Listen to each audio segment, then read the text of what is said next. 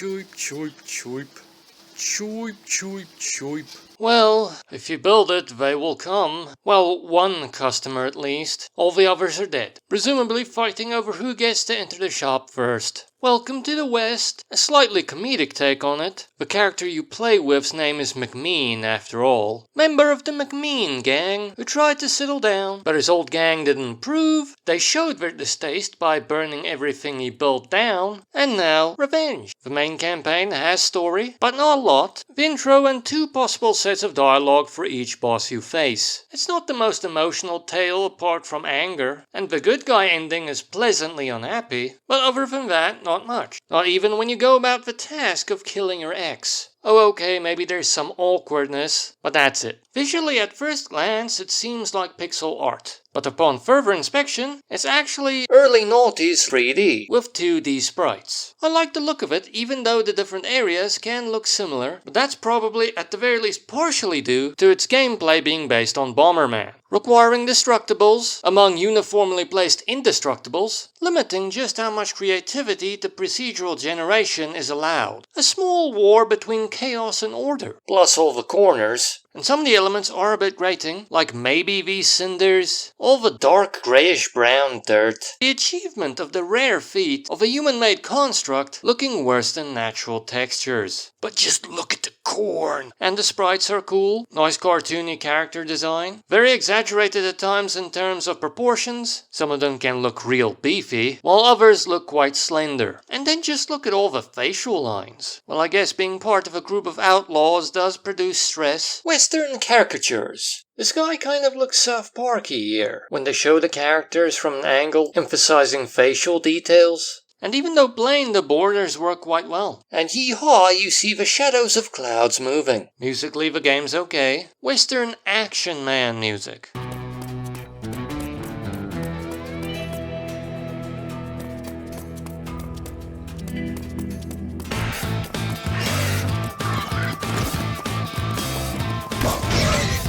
You know, the kind of music that follows a grizzled hero. Except in this case, mildly jaunty and upbeat. Not afraid to use the banjo. On occasion.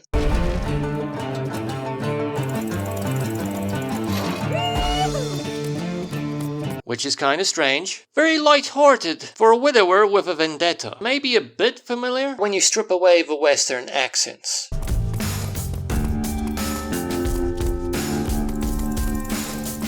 But I think you can get into it. How's the gameplay? Pretty good. Arguably, there's a real limit to how much you can change or improve the Bomberman formula. I mean, just how long ago did you actually see a successful Bomberman game? But they added some different with roguelike gameplay, and McMean has stats that can be improved by leveling up and collecting items. Speed, spirit gauge capacity, as well as recharge rate. Yes, you can get usable items too, where you convert your spiritual energy into a bullet, it seems. Guns need spirit energy because they're easier to use. A decision that makes sense gameplay-wise, but not in terms of matter. What an incarnation, which is probably what it would sound like if Yosemite Sam was at the deposition. You can also improve your luck, as well as the stats that you would actually think of for this genre, the Bomberman-like. A term that probably doesn't even really exist yet, because so seldom do people attempt to create spiritual successors of Bomberman. We have Metroidvanias, Souls-likes, but no BM-likes. I always wondered where the bombs came from. Cough, cough. The stats I'm referring to are those that usually would have been improved by picking up the power-ups. Instead here, they're improved in the same way as the other stats and remain at that power level until the run is ended. Improve your flame strength, health, and the amount of bombs you can place at one time. And while the system can be a tad jarring at times, I mean, these flames are getting dangerously long, increasing the amount of time where I'm actually scared of my own bombs. In a Bomberman match, that's just a quick bit of panic. Here you may have to live with it a bit longer, making you accidentally hit stuff. My poor, poor gold, which I now realize technically could be considered a joke. But I also believe that it is innovative, a good idea. Made me consider what stats I should go for. They're already long enough. What, am I gonna try and destroy someone I can't even see? Well, actually, you can do that. The maps can be big enough. That's just not my style. Once again, it feels too dangerous. But you do get items with specific benefits, as well as other bomb types. And if you combine these massive flame jets with the control of detonation, then it actually works a treat. Other roguelike standards are included: a zone filled with different areas, comparable to rooms, a boss at the end of that zone, keys to open chests, the odd room requiring something different, like this room where you have to punch through a whole lot of destructible and reach this chest before it blows up. Bombs make a poor machete substitute. Shops where you can purchase things. By the way, the zoomed in shop view is nice. You can unlock new starting items that you can equip, as well as more slots to allow you to equip more of them. And that constitutes the permanent roguelike benefit that carries over across runs. But ultimately there aren't that many of them, plus they can be hard to unlock, requiring specific conditions being met.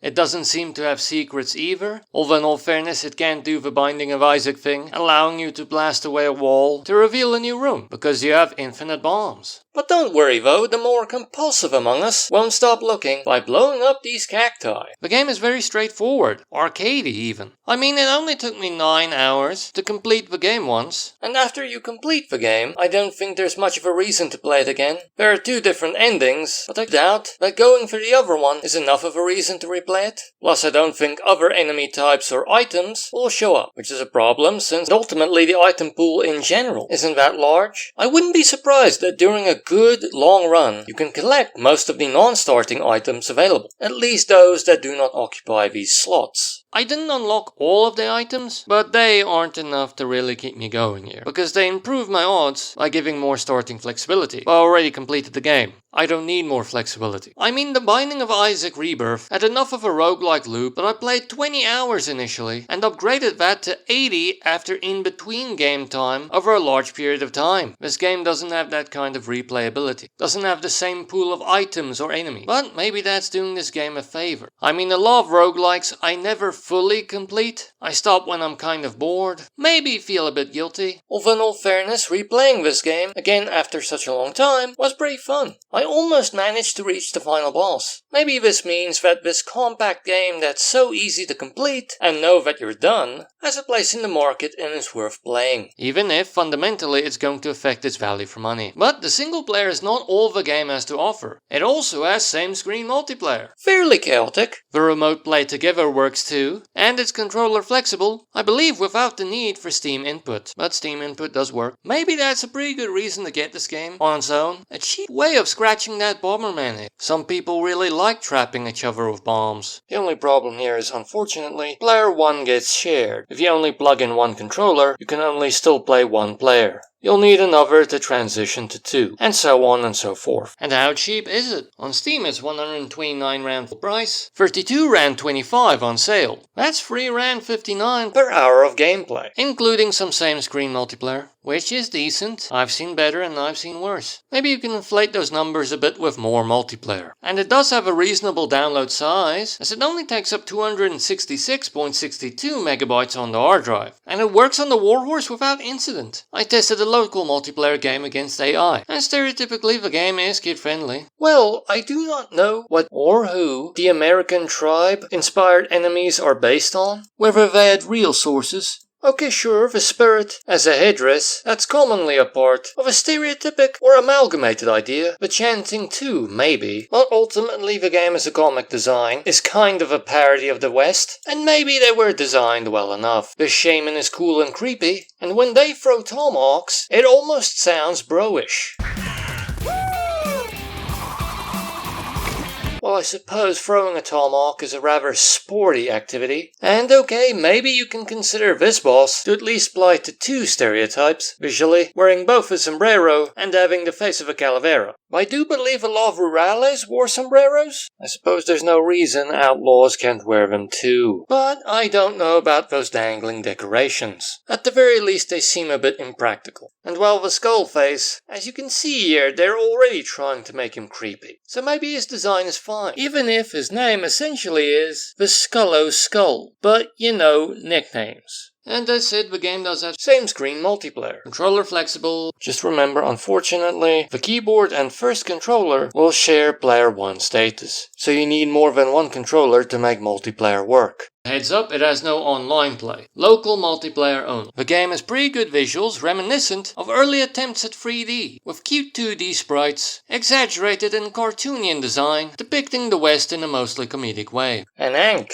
so Western. They break away from the Western theme rarely, but it can have grating elements. Sometimes it can be really brown, and at times grating. I mean, it's rare to see an artificial construct not looking as good as natural textures. Very few artificial structures, though. You'd think you'd see some houses in the farm zone? It has decent Western action music that inspires running and slinging bombs. And it has some upbeat touches, like banjo. Although maybe it's a bit stereotypic of me to inherently associate the banjo with joy. Maybe the banjo can be a sad instrument. I just don't think I've ever heard that. But maybe it is a bit familiar when you strip away the theming. Maybe even generic. That's probably mostly why I say decent to pretty good. And I believe they did innovate the Bomberman formula by adding the roguelike elements. And strangely in so doing, maybe made a different roguelike game by drawing so heavily on established mechanics from both Bomberman and roguelikes in general. Strict adherence to the old, creating something new. Although some of these elements are light. There aren't that many items, and thus not that many builds ultimately. There are no secrets, no mini-bosses, etc. I believe this game is a kind of under-known oddity. Or at the very least, it's not another roguelike twin-stick shooter. At least it's different in that way. And the Bomberman gameplay is fun. I mean, it's been a while since some of us have seen it, so maybe that adds a bit of uniqueness to the title. And instead of just being Arcadey, the battles do reward you, gold, items, etc. Clever bombing gets rewarded as well, as killing multiple enemies in the same blast earns you more experience. How much can you really improve on Bomberman? The basic nuts and bolts are still the same. The combat is Bomberman. You know, trying to blow him up through the gaps. But some of the active items do shake things up. The mentioned guns, traps, the ability to cop show over obstacles. But I kind of chose to avoid them. Kept with the classic approach. Partially out of habit perhaps, and maybe a little bit because I thought these additions maybe made things a bit too easy. But in all fairness, it is easy enough to not keep track of your spirit energy meter and be reduced to tossing bombs. Unless you really buff up your spirit stats, or at least it will take a while for your spirit energy to recharge. But don't worry too much, the enemies have some clever touches that make them a bit harder to deal with, such as the teleporter with lightning magic, or a great many of the enemies' tendency to attack the bomb you've placed while you're running away. It's the Old West. They didn't buy into new age ideas like self-preservation. On the maybe side, the game does not have much story, but the goody-goody ending is pleasantly morose, and the game is very straightforward and arcadey. It has less distraction than the average roguelike, less replay value, but it gives you less completionist angst because it's easier to complete and know it's done. Come on, play it, and just see how unfair a rap snake oil gets. Sure, it has side effects, but most medications do.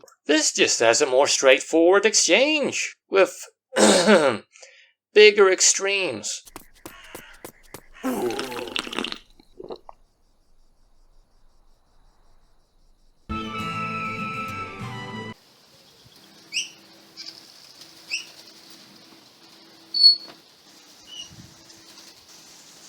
Choip, choip, choip.